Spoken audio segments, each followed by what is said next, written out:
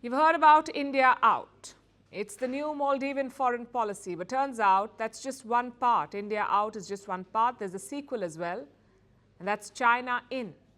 President Mohamed Muizzu is traveling through China. He's on a 5-day visit. Today, he was in the city of Fuzhou. It's a massive industrial hub in the Fujian province. There, he met Chinese investors. He urged them to pump money into the Maldives. Later, he will travel to Beijing. He's expected to meet President Xi Jinping and the Chinese premier. They will sign some key agreements on trade, tourism, and infrastructure. But what's the larger picture here? Muizzu has already said India out. Without India, the Maldives needs an alternative. Enter China.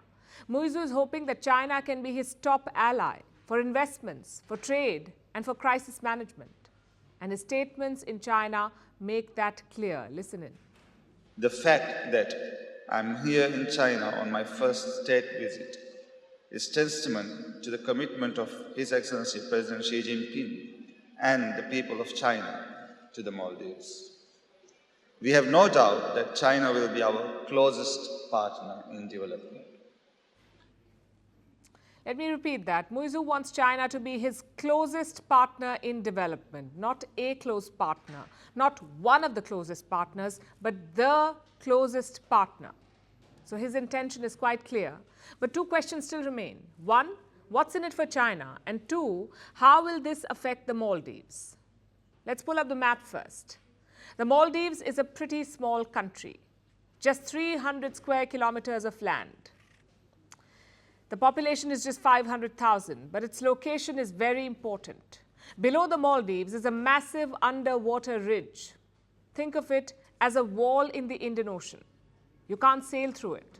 The only path is located to the north and south of the Maldives, just 2 passageways. And through here, a lot of goods pass. Look at the ship tracking map. You can see clusters of ships to the north and south of the Maldives. So it's prime real estate. Most of China's trade passes through here, especially oil imports from West Asia. They pass through here. So security is a top priority. Same for India. 50% of our trade passes through these sea lanes. Also 80% of energy imports, 80%. So what happens if China stations warships in the Maldives? Or worse, if China builds a military base in the Maldives? It can disrupt India's supplies. Now, I know this geography can be complicated, so think of it like this. The Indian Ocean is a very busy highway. The Maldives is like a toll booth. Whoever controls the booth controls the highway. It's as simple as that.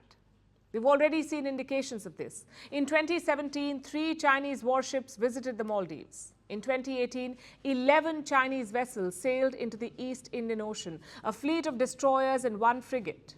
And the timing was key because in 2018, the Maldives was engulfed in a political crisis. The president then was Abdullah Yameen, and he declared an emergency. That's when the Chinese came. And throughout, they've had just one objective. Beijing's mission is one. It is strategic. To lure this old Indian ally Maldives to China's side. That's what they want. But how will that affect the Maldives? Because China's help is never free. It's actually a trap, a debt trap. And the Maldives cannot afford that. Let's look at some numbers. Mali is neck deep in loans.